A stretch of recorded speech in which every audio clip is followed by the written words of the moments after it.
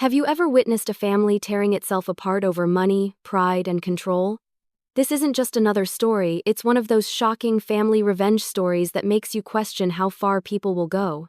A $50,000 check, a marriage on the line, a mother-in-law pulling the strings.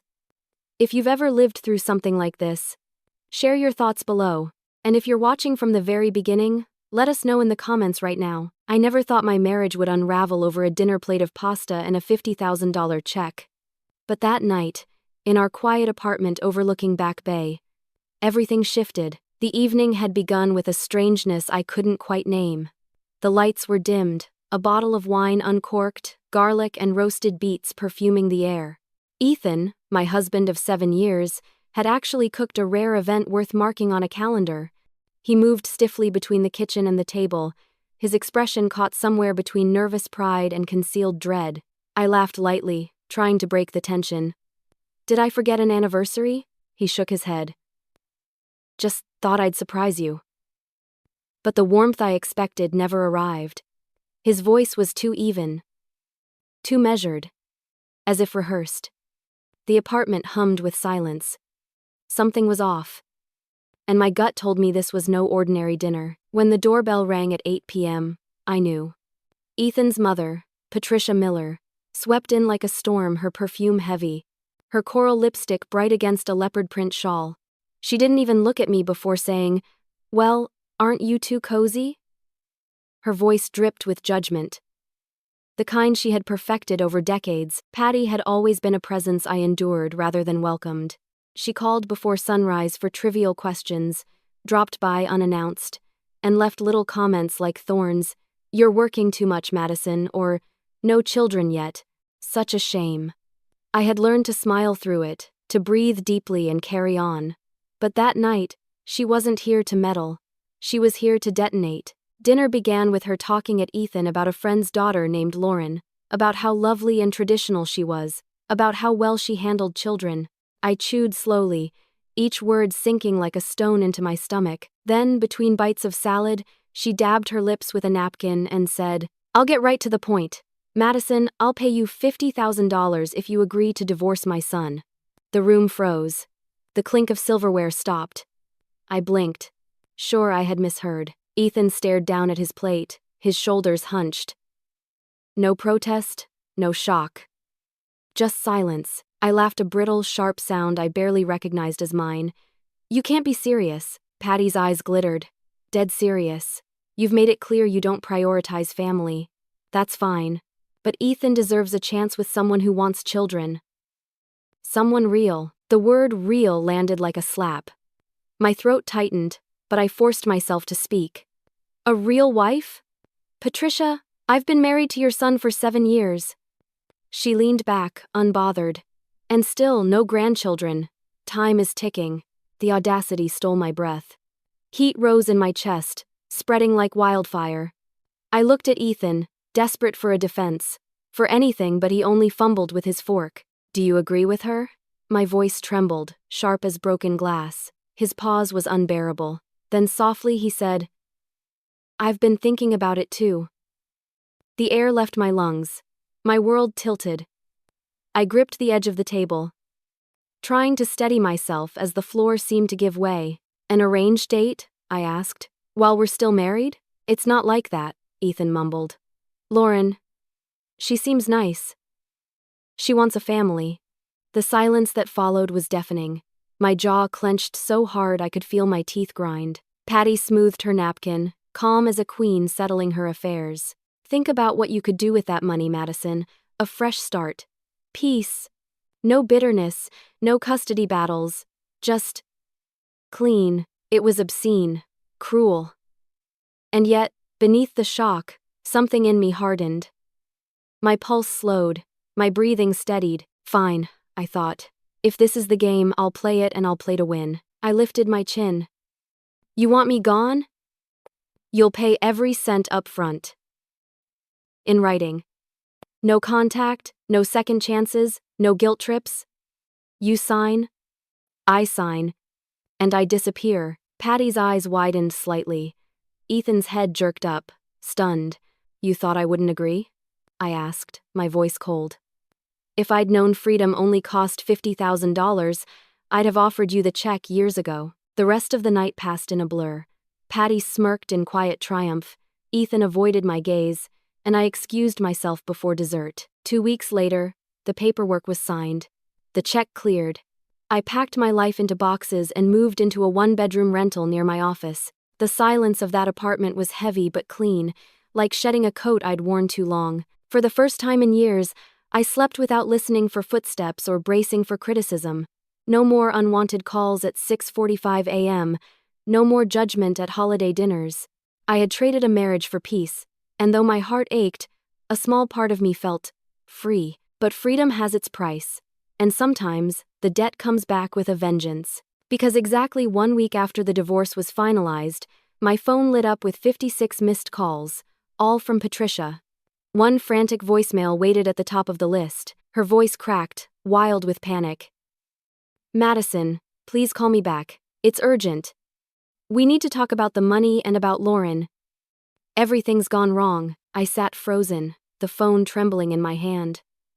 1 week ago, she had told me I wasn't a real wife.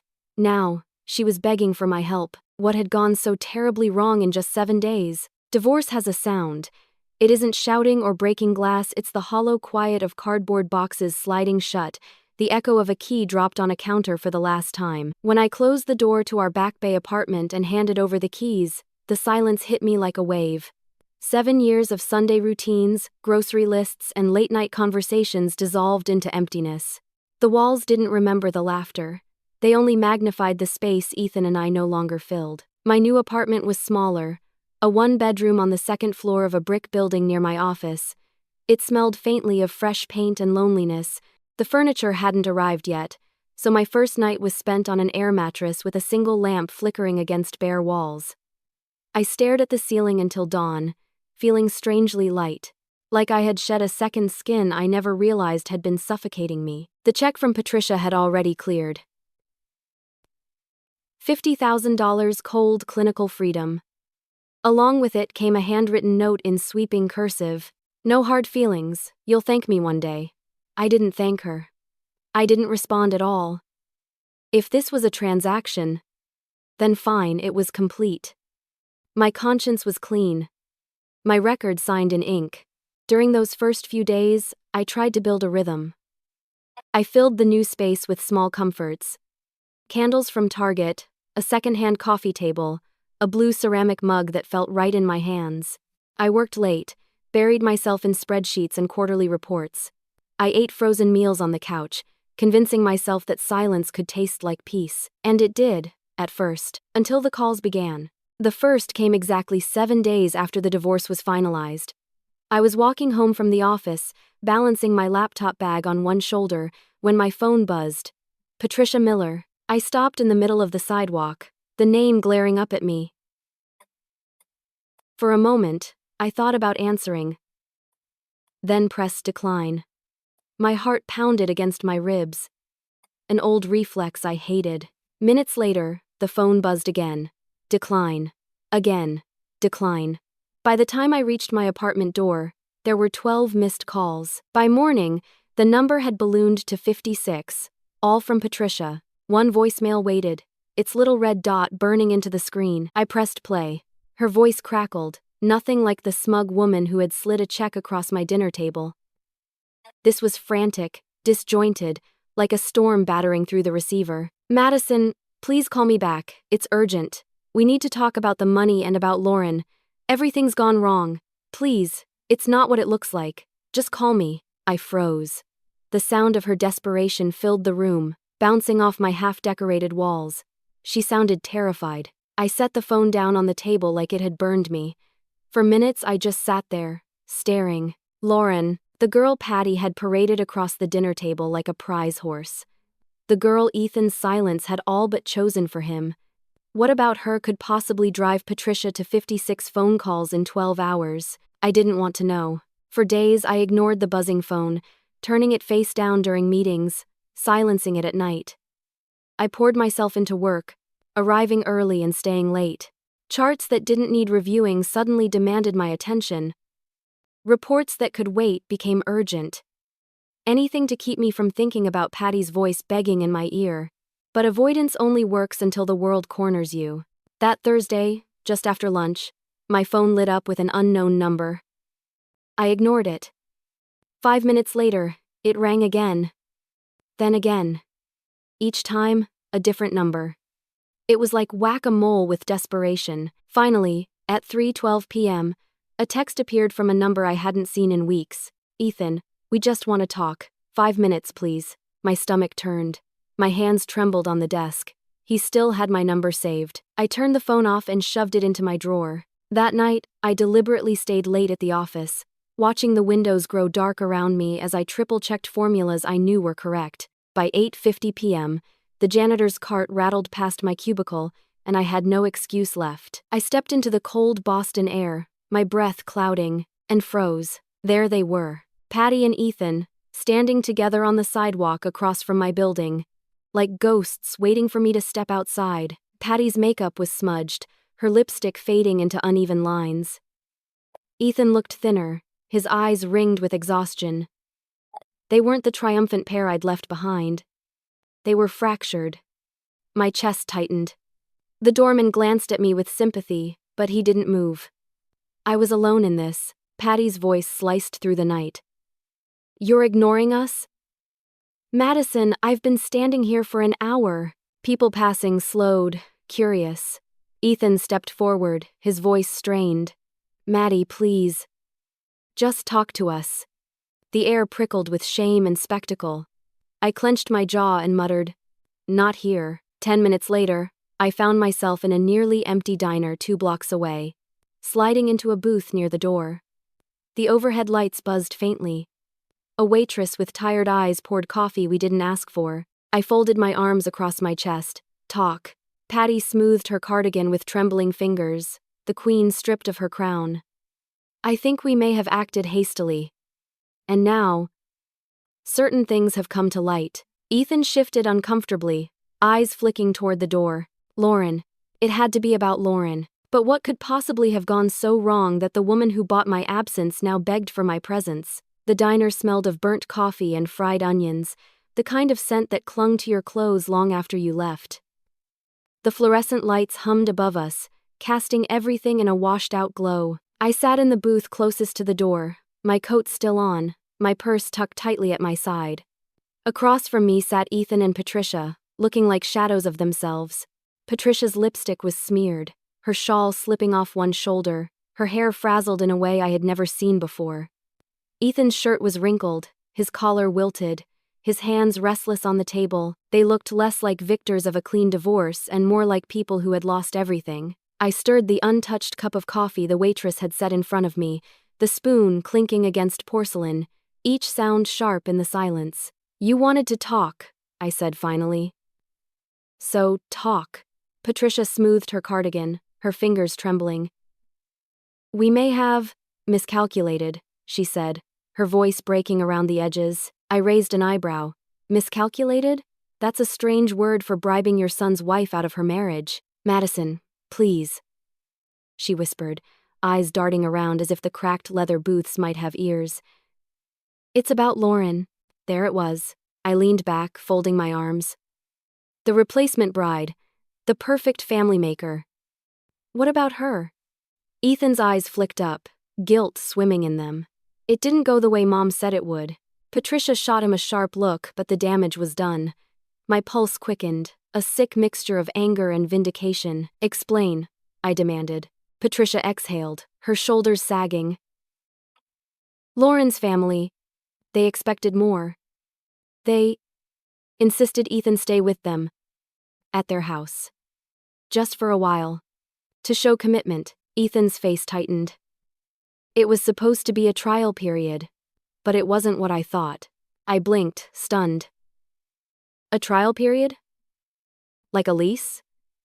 You moved in with them?" Ethan's silence answered me. A bitter laugh escaped my lips. "So let me get this straight. You left our marriage for a stranger, handpicked by your mother, and her family responded by what, turning you into their handyman." His jaw clenched.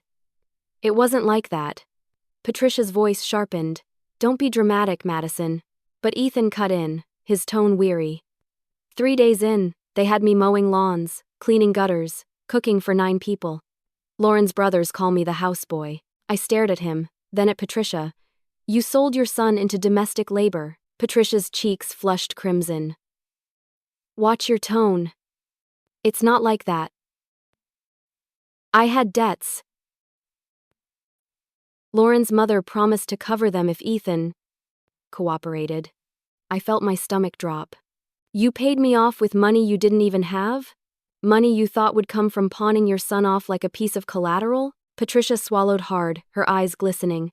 I thought it would be temporary, I thought. You thought wrong, I snapped. The words hung between us, raw and jagged. For a moment, no one spoke. The only sound was the hiss of the fryer in the kitchen, the clatter of plates being stacked somewhere behind us. Then, as if summoned by our silence, the bell above the diner door jingled. I turned and froze. Lauren Reed stood in the doorway. She was smaller than I expected, her blonde hair pulled into a soft knot at the back of her head, a pale scarf looped around her neck. Her face was fresh, almost innocent, but her eyes wide and searching carried a weight far older. Her gaze found mine immediately, then flicked to Ethan. She stopped mid-step, her lips parting. You're Madison, she said softly. The air seemed to thicken around us. Patricia went pale, her mouth opening in shock. Ethan half rose, his voice tight. Lauren, you didn't have to come. Her expression sharpened. You're still married. I'm not anymore, Ethan muttered, sinking back into his seat. It's over. Over? Lauren repeated, her voice shaking. You lied to me. Your mother lied to me. She said you were free. That you had savings, stability. That this was real. Patricia's face contorted. Lauren, please, lower your voice. But Lauren wasn't listening. She turned back to me, her eyes brimming with something I couldn't quite place: anger, shame. Maybe both. Can I talk to you? Alone? I hesitated, then nodded. 5 minutes later, we stood in the narrow alley beside the diner, the cold Boston air biting at our skin. Our breaths formed clouds between us. I didn't want this, Lauren said quickly, hugging her scarf tighter. My mother forced me into it. She owed Patricia money. They made it sound like I was part of the repayment. I stared, the words hitting like stones. Repayment? Lauren nodded, her face crumpling. Patricia promised her stability, promised her Ethan had savings, that he could take care of me. But when he moved in, it was different. My mother treated him like a servant. It was never marriage, it was barter. My stomach twisted. So I wasn't replaced, he was repossessed. Lauren let out a sharp laugh, more bitter than amused. I guess so. Then, more softly, I'm sorry. For whatever it's worth, I didn't know about you. I didn't want to be part of this circus. I studied her face, the sincerity etched in every line. For the first time, I saw her not as a rival, but as another pawn in Patricia's cruel game. Inside, through the fogged diner window, I could see Patricia slumped over her coffee, Ethan pinching the bridge of his nose. They looked small. Cornered, Lauren exhaled, her breath curling in the air. They've suffered enough, she said quietly. Unless you think they haven't. I didn't answer. Not yet. Because deep down, I was beginning to realize this wasn't just about betrayal. This was about justice. And they weren't finished paying. We walked back inside together. Patricia's expression soured the second she saw us. Oh, wonderful, she muttered. You brought her back. Lauren raised an eyebrow. You're the one who dragged me into this like it was some kind of arranged circus. Ethan flinched but said nothing. Lauren didn't sit. Instead, she pulled out her phone, her thumb trembling as she dialed. Mom, she said into the receiver. Can you talk? Patricia stiffened. Don't worry, Lauren added, pressing the speaker button. We're all here. A woman's voice crackled through the line. Lauren, what is it now? You didn't tell me Ethan was married when this started. Well, he's not now, is he? Came the careless reply. Lauren's jaw clenched. And you didn't tell me you were using me as repayment. Patricia's face drained of color. On the line, Carol Reed sighed, impatient. Gloria told me. She stopped abruptly. catching herself. Patricia said Ethan had money. I thought it was a fair trade. My daughter for stability. Trade? Lauren's voice cracked. He's not a piece of property. Don't be dramatic, Carol snapped. He's not doing anything else with his life. At least this way, he's useful. Silence descended, heavy and suffocating. Ethan's mouth opened, his face red with humiliation. Patricia's hands trembled against her mug. Lauren ended the call with a sharp tap. Her voice was flat. I'm done. With this arrangement. With the lies. With all of it. She turned to Patricia. My mother's out. No more repayment. No more favors. You're on your own. Patricia's eyes widened. We had a deal. You had a manipulation, Lauren shot back. And you got caught. She looked at me then, her expression softening. I think you're the only one here who knows how to make a clean exit. With that, she slipped her phone into her purse and walked out, leaving the doorbell jingling behind her. I turned back to Patricia and Ethan. They sat in silence, both unraveling under the weight of their choices. For the first time since this began, I felt a strange calm, but I knew calm never lasted long, not with them. The diner had grown quieter, the clatter of dishes fading as the night shift slowed. Only a few booths remained occupied. Couples speaking in low murmurs. A man in a baseball cap bent over his pie. Yet in our corner, the air still burned hot with tension. Patricia leaned forward, her hands clutching the edge of the table, her knuckles white. For the first time in my life, she didn't look like the untouchable matriarch who barked orders and demanded obedience. She looked cornered. Madison, she said softly, her voice cracking. If we give the money back, if we reset, can't we just start over? For a moment, I just stared at her. The absurdity of it nearly made me laugh. Refund the divorce? As though my marriage, my dignity, my 7 years of compromise could be returned like a broken appliance. I set my coffee cup down slowly. You really think $50,000 was all it cost, don't you? That you could write a check and erase me? And now, when your shiny replacement boomeranged back, you want a refund? Patricia flinched, her face tightening. That's not what I meant. That's exactly what you meant. My voice was low, even, but I could feel the heat building in my chest. You wanted control.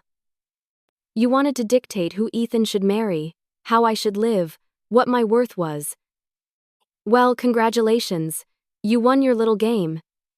And now you're paying the price. Across the booth, Ethan's shoulders sagged.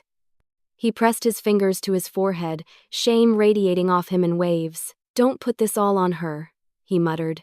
I agreed. I thought Lauren admired me. I thought she wanted a family, a life I could provide. I thought it was real. I turned to him, my heart thudding. You didn't want a wife, Ethan. You wanted an audience. Someone who would clap every time you breathed. That's not marriage, that's performance. His face crumpled, and for a fleeting second, I almost felt sorry for him. Almost. Patricia reached across the table, her fingers brushing mine. Please, Madison. We were under pressure. Debts. Expectations, can't we just pretend none of this happened? Give the money back. Reset. I pulled my hand away as though she'd burned me. Reset? You bought my absence. You made it transactional. And I delivered. That money wasn't a gift. It was a severance package. You can't claw it back just because your scheme collapsed. Her mouth opened, but no words came. The silence pressed heavy. The waitress drifted by with a pot of coffee, glanced at us, then thought better of it and kept walking. Finally, I stood. The booth squeaked against the tile. You got what you wanted, I said quietly. And I made sure I got what I deserved. Don't call me again. I reached for my coat. Patricia's voice rose, sharp and panicked. At least pay for the damn coffee. I froze, then looked over my shoulder. A cold smile tugged at my lips. I would. But I'm not your daughter-in-law anymore, remember? And with that, I walked out, the bell above the diner door jangling behind me. The night air hit like a slap, icy, bracing, alive. My heels clicked against the sidewalk as I moved quickly down the street, not looking back. Each step was a declaration, a severing of chains I hadn't realized were still tethered to me. I thought that was the end of it, but endings are rarely that neat. A week later, as I sipped coffee in my office break room, my phone buzzed with a message from Karen Lopez, a former coworker who still kept in touch. "You'll never believe who showed up at our old insurance office asking for a receptionist job. Patricia Miller. She's telling everyone her freeloading daughter-in-law stole her retirement cushion." I nearly choked on my drink. The irony was sharp enough to cut. 2 days after that, another message arrived, this time from a mutual acquaintance who worked at a legal temp agency. Guess who applied for data entry part-time? Ethan. And yes, he's terrible at it. The man who once mocked my spreadsheets as mind-numbing was now reduced to living inside them. Karma, it seemed, had a sense of humor. I didn't respond to either message. I didn't need to. Watching from a distance was enough. But the real twist came when I opened my email one Friday afternoon and saw a name I never expected again. From Lauren Reed. Subject: coffee? Curiosity prickled my skin. We met 2 days later at a small cafe near the Boston Public Garden. The autumn leaves had turned gold and red, swirling in the crisp air. Inside, the cafe smelled of espresso and fresh pastries. Lauren looked different, lighter somehow. Her hair was loose around her shoulders, her scarf replaced by a soft cardigan. She carried herself not as someone being traded like a debt, but as a woman reclaiming her own voice. "I moved out," she said simply, wrapping her hands around a mug. "My mom tried to make me feel ungrateful, but I told her I'm not going to be a pawn anymore." I studied her, surprised by the resolve in her eyes. "I'm glad." She hesitated, then added, "Ethan talks about you." "A lot." My chest tightened. "Oh?" She nodded. "He said being with you felt like standing next to a storm. Not because you were loud, but because you were powerful." He said it scared him. I stared into my coffee, the steam rising between us. Powerful? That was what frightened him? That I didn't need him? "Did he say why he left?" I asked quietly. Lauren nodded. "Because he thought you didn't need him." A bitter chuckle escaped me. "I didn't." She smiled faintly. "That terrified him." I looked out the window, where the trees bent gently in the breeze. Freedom was never free, it came with echoes, with whispers of what could have been. "What about you?" Lauren asked. "What are you doing now?" "Resting," I said. "Traveling, thinking, dating?" "God, no." She laughed, the sound light, cleansing. We finished our coffee in companionable silence. And for the first time, I felt the past loosening its grip, the threads of manipulation snapping one by one. But as I walked home through the crisp Boston evening, the question lingered in my mind like a shadow. If Patricia and Ethan had already fallen this far, how much lower could they go? There's a strange satisfaction in watching justice unfold without lifting a finger. It's quiet, almost invisible, like watching frost creep across a window pane, inch by inch, until the view on the other side is distorted beyond recognition. That was how I experienced Patricia and Ethan's unraveling, not through direct confrontation, but through whispers, messages, the kind of updates that land in your lap when you've stopped looking for them. It started with Karen Lopez. Karen had been my coworker for years at the insurance office where I began before climbing into analytics. She was blunt, funny, and had the kind of memory that never lost a detail. One Tuesday afternoon, my phone buzzed with a text from her. "Guess who showed up here asking for a receptionist job? Your ex-MIL. Patricia. She's telling everyone her freeloading daughter-in-law stole her retirement." I nearly spit out my coffee. I read it twice, then a third time. Patricia, reduced to begging for an entry-level desk job at her old stomping grounds? The image was almost comical if it weren't so tragically predictable. I didn't reply right away. I just sat at my desk staring at the glow of my computer screen while Karen's words replayed.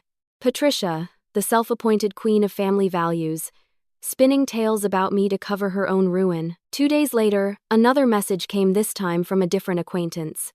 Someone I barely spoke to anymore but who clearly couldn't resist the drama. Saw Ethan's application at the temp agency. Data entry part-time. For real. The guy who used to brag about being too good for spreadsheets is drowning in them. I pressed my lips together, suppressing a laugh. The irony was almost cruel. The man who once mocked my boring, mind-numbing work now reduced to pecking numbers into cells for minimum pay. Karma didn't just knock, it walked right in, sat down, and ordered dessert. And yet, I didn't gloat. Not really. Instead, I felt an odd kind of stillness. As though the universe had picked up the pieces for me, scattering them exactly where they belonged. But Patricia wasn't finished. That Friday night, I was curled up on my couch with takeout and an old movie when my phone buzzed again. A voicemail this time, from a number I didn't recognize. Against my better judgment, I pressed play. Madison. Her voice. Shaky. Desperate. You don't understand what's happening. Everything's falling apart. The debts. The house. Ethan can't keep up. I made mistakes. But please, please, help us fix this. We can undo it. We can make things right. The line went dead. I stared at the phone, dumbfounded. Make things right? Undo it?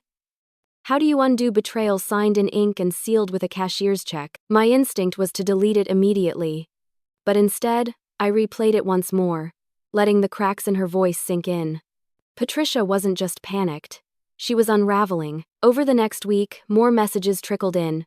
Different numbers, different tones, some pleading, some accusing, all unhinged. You ruined us. Give the money back, Madison. You don't need it. If you'd just listen, you'd understand. Each time I hovered over the delete button, my thumb itching. Each time I let them sit, unplayed, as a reminder of what I'd escaped. Silence became my weapon, my refusal to engage the sharpest blade I had. But silence isn't easy. It's heavy. It presses down at night when the apartment is too quiet, when the glow of the city outside feels like judgment. It whispers, what if you answered? What if you listened? One evening, as I walked home from the office, the thought struck me. Was I complicit somehow in their downfall? By taking the money, had I set off a chain reaction that doomed them to this spiral? I stopped at a crosswalk, the red hand glowing above the street. Cars streamed past, their headlights streaking through the misty night. My reflection in the glass window beside me looked tired, wary, older. Number I hadn't created their ruin. I had simply stepped aside and let them dig their own graves. Still, the unease clung. The following Monday, another message arrived, not from Patricia this time, but from Ethan. Maddie, I know you hate me, but please, just 5 minutes, please. The words were simple, but I could feel the weight behind them. This wasn't the smug man who once thought himself above me. This was a man crumbling. I deleted it without replying, but that night, lying awake in the dark, I caught myself wondering, how far could they fall? Would Patricia lose everything? Would Ethan spiral into bitterness, blaming me until his last breath? The thought unsettled me, not because I pitied them, but because part of me wanted to see it, to witness their collapse with my own eyes, to make sure justice was truly served. It was dangerous, that impulse. Dangerous because it felt like temptation. The next week, Karen caught me in the lobby of my office building. She leaned in close, her voice low.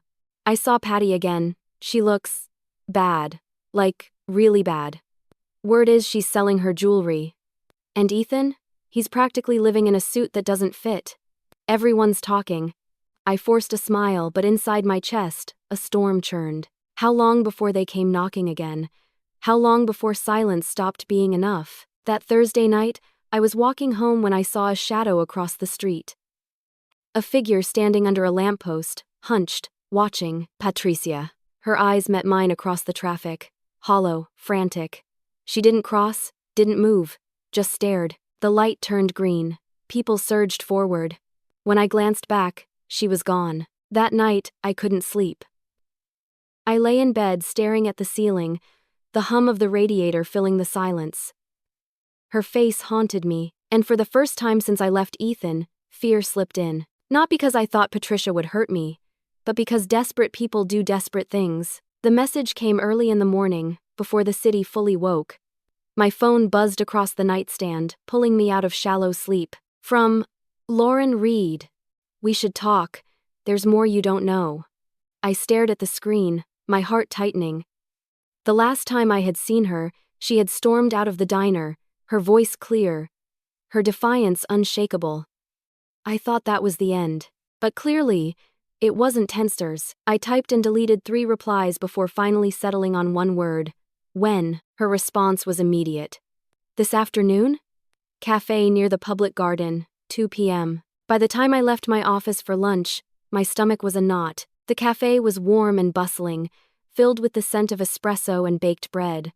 Outside, autumn had painted the public garden in fiery shades of red and orange, the leaves drifting lazily to the ground. Lauren was already there when I arrived, seated at a corner table by the window. She looked different, lighter somehow. Gone was the tightly wound girl in her mother's shadow. Her hair fell loose around her shoulders, and her clothes were simple, comfortable. She smiled faintly when she saw me, though her eyes carried something heavier. Guilt, perhaps. Or shame. Thanks for coming, she said softly. I sat across from her, studying her face. You said there's more I should know. She wrapped her hands around her mug, as if drawing warmth from it. Yes, and I'm sorry. I should have told you sooner. I raised an eyebrow. Told me what? She exhaled slowly, her breath fogging the glass in front of her. You weren't just collateral damage in this. Neither was Ethan. We were both pawns. My mom and Patricia.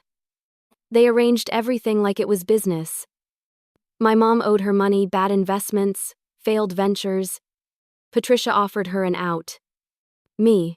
Her words landed like cold rain. An out? I repeated. Lauren nodded, her eyes downcast. Patricia told my mom Ethan had savings. That he was successful. Stable. She said marrying me to him would settle the debt. My mom believed her. She saw me as repayment. My stomach twisted. So, your mother handed you over like you were property. Her eyes glistened. Yes. And I went along with it. At first I told myself it wasn't so bad.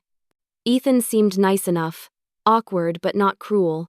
But then, it changed. My mom started treating him like a worker. She said if he lived with us, worked around the house, it would prove he was committed. But it wasn't commitment. It was servitude. I leaned back, the cafe suddenly too warm. So I wasn't replaced.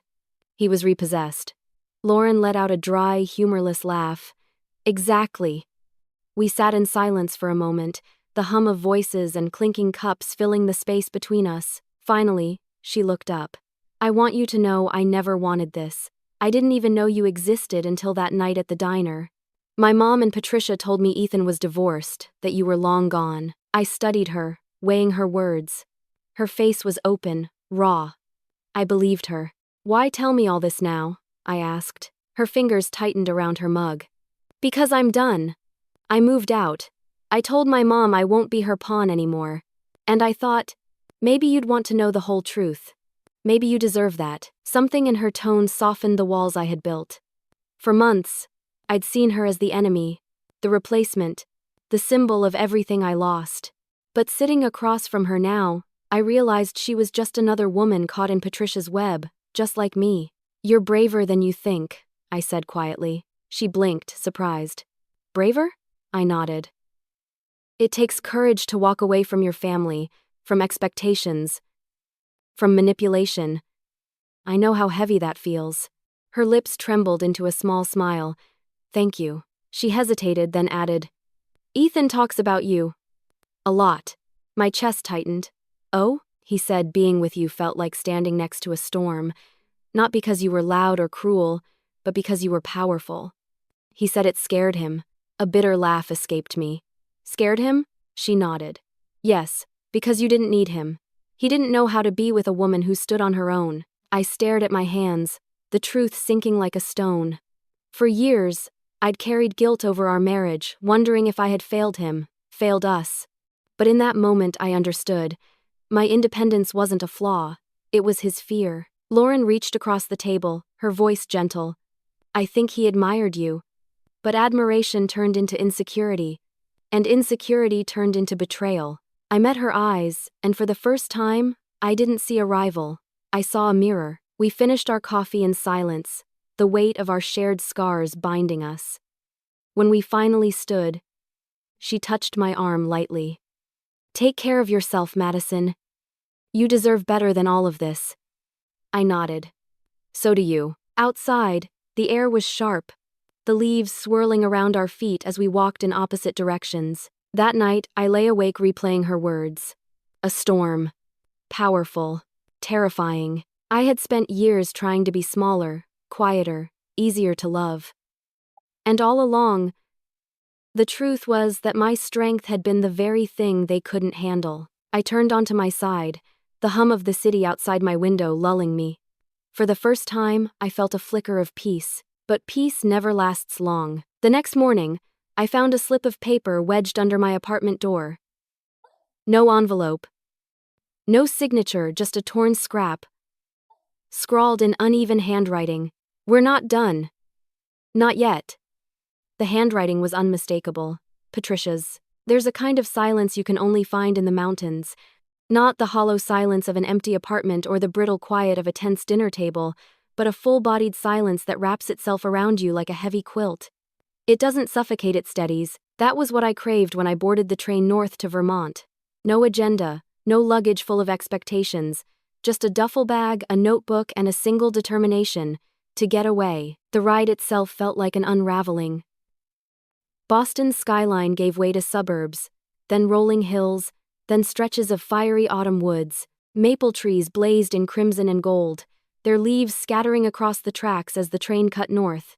I pressed my forehead against the cool glass and let the blur of color seep into me, like I was absorbing strength from the landscape itself. By the time I arrived at the small station near Middlebury, the air was sharper, the kind that bites your cheeks and wakes you from the inside out. The cabin I had rented sat by a quiet lake, about 15 minutes outside town, tucked among birch trees that swayed gently in the wind. It was modest.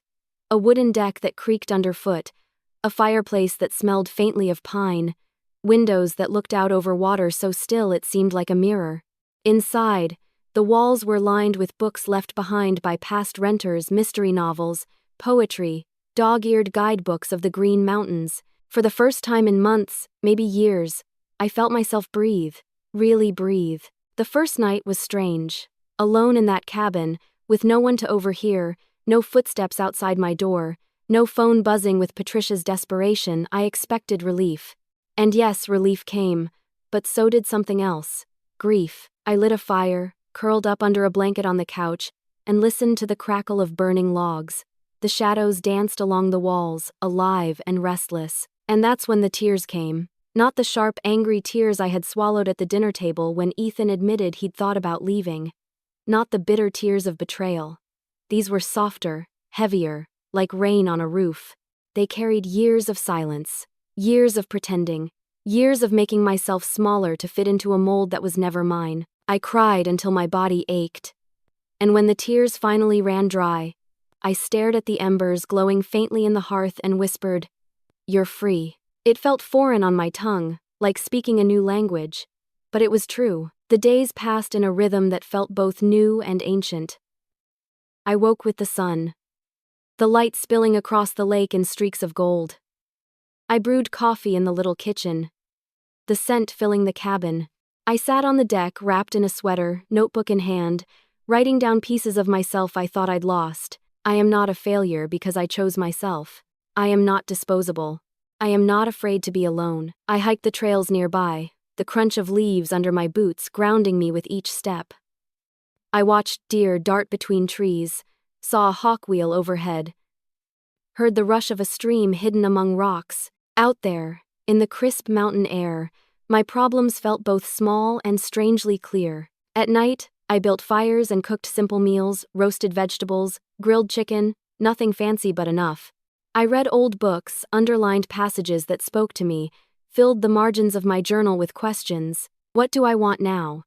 Who do I want to be when no one else is defining me? And yet, the shadow lingered. Every time I turned off my phone, a sliver of anxiety dug at me. Patricia's note, "We're not done," not yet haunted the corners of my thoughts. Sometimes, when the wind rattled the cabin windows or a branch scraped against the roof, I startled, half expecting to see her figure in the dark. One evening, just as the sun was setting, I sat on the dock with my feet dangling above the water. The lake was painted in streaks of orange and violet, the air carrying the sharp scent of pine. I closed my eyes and tried to sink into the beauty of it, but behind my eyelids, I saw her.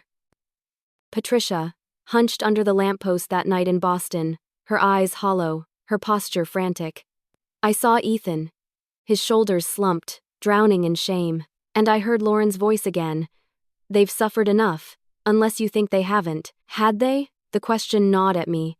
Was silence truly enough? Or was there more to say, more to claim? I lay awake that night, staring at the wooden beams of the cabin ceiling, the fire dying down to embers. A storm churned in my chest. Forgiveness, revenge, justice, freedom.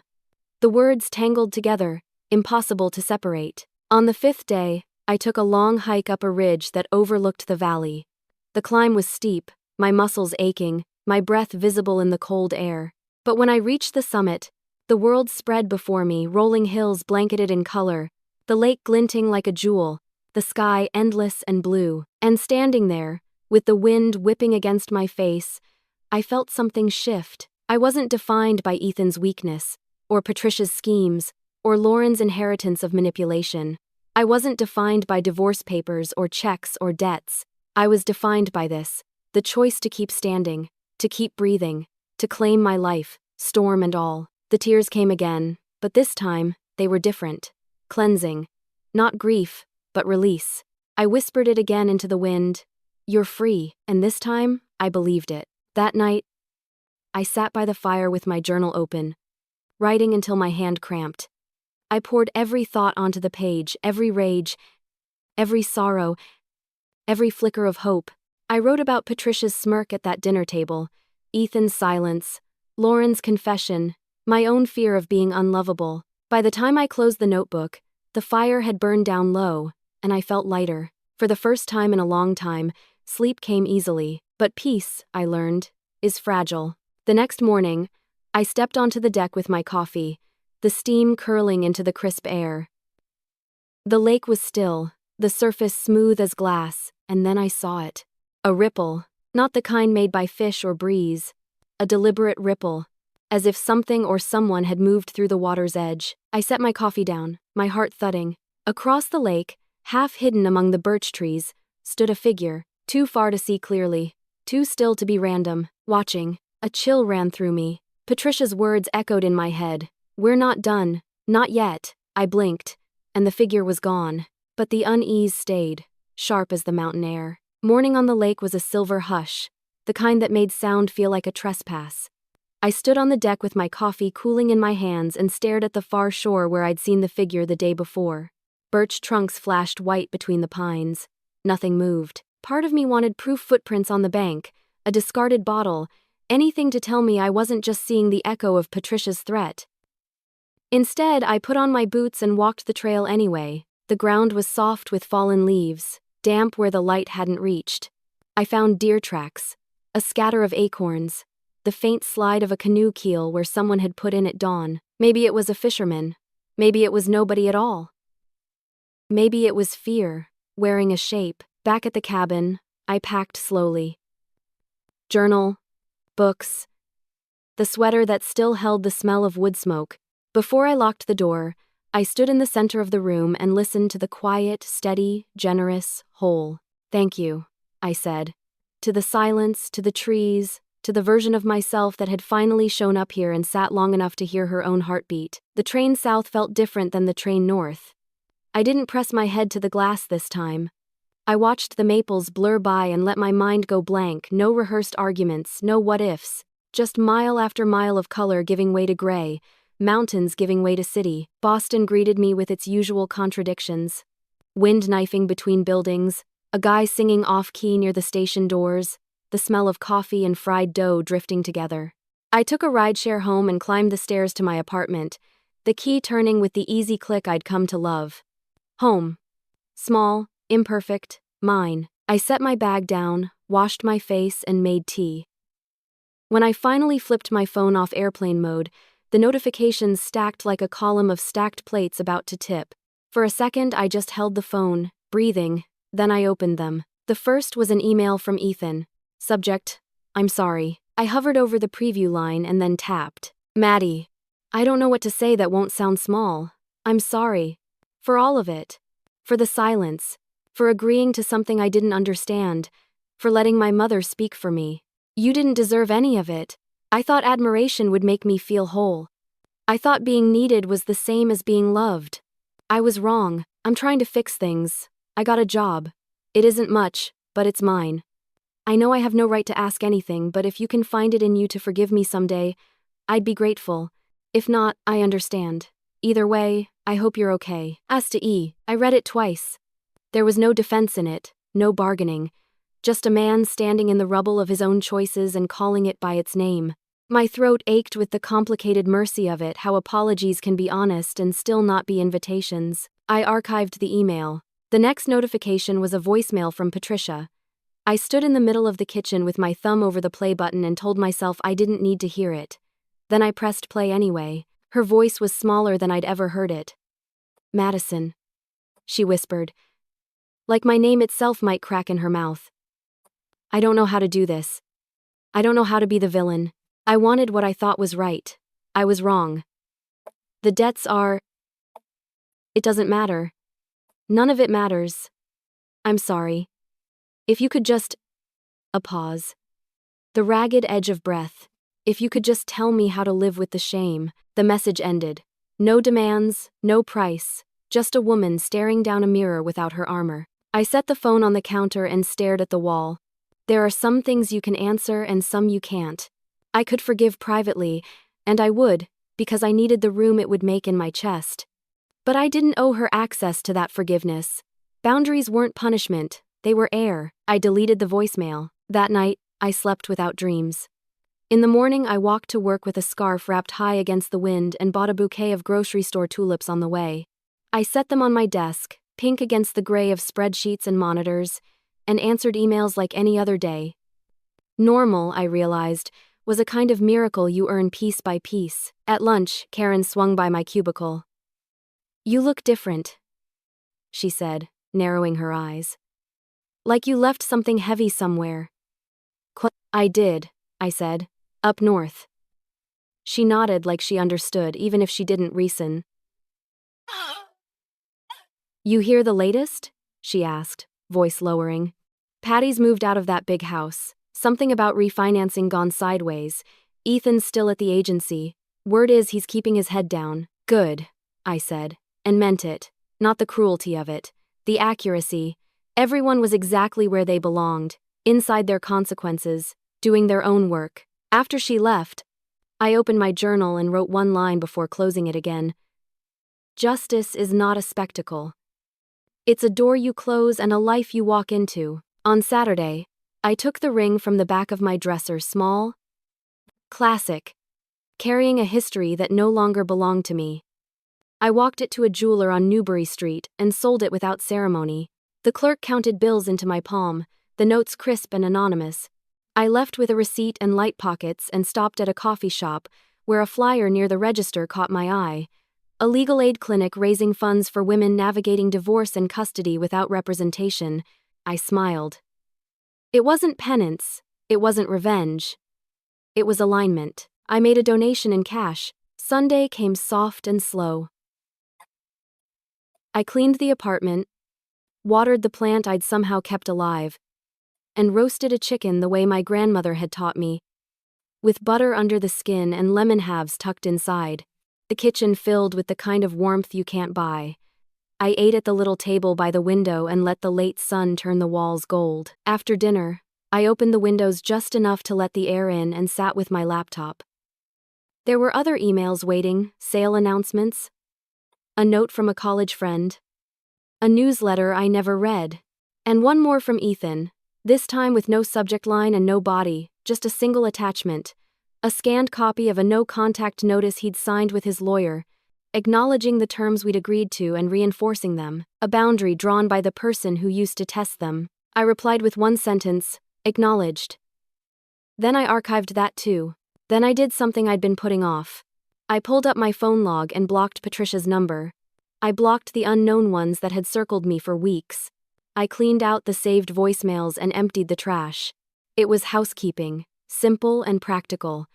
And yet it felt like something ceremonial, a small liturgy of exit. When I finished, the room felt larger. Or maybe I did. I made tea and carried it to the window. Outside, the city moved on the way cities do. Sirens in the distance, Laughter spilling from a bar on the corner, the rattle of a skateboard over uneven sidewalk. Life, indifferent and generous. I thought of the cabin, of the ripples on the lake, and the figure I couldn't name. Maybe it was a fisherman. Maybe it was the last shape my fear needed to take before it released me. Either way, it had no claim here. My phone buzzed one last time. A comment on a photo Lauren had posted. A sunrise over a different town. A caption that read, "Starting over isn't a punishment. It's a promise." I clicked a heart and closed the app. In the quiet that followed, I opened my journal to the final page and wrote the only note that mattered. This is the life I choose, not the life I'm assigned. I do not audition for love. I do not bargain for dignity. I do not owe access to my peace. I tore the page out and taped it inside the kitchen cabinet where the mugs live somewhere. I'd see it every morning without performing it for anyone else. When the kettle clicked off again, I poured another cup and stood barefoot on the cool tile, the tulips on the table leaning toward the light. I felt tired in the good way, the way that means you've carried something to the end of the road and put it down where it belongs. People think revenge is a fire you set and watch from a safe distance. They don't tell you it's a fire that asks to be fed. I had no intention of feeding it anymore. I turned off the kitchen light and let the city's glow do the rest. It turned out the $50,000 wasn't the price of my freedom. It was the receipt proving I already owned it.